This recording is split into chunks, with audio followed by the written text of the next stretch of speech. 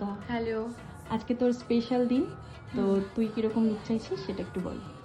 চোখটা টানা টানা থাকবে, আচ্ছা, আর ঠোঁটটা খুব সুন্দর করে আঁকিয়ে করবি।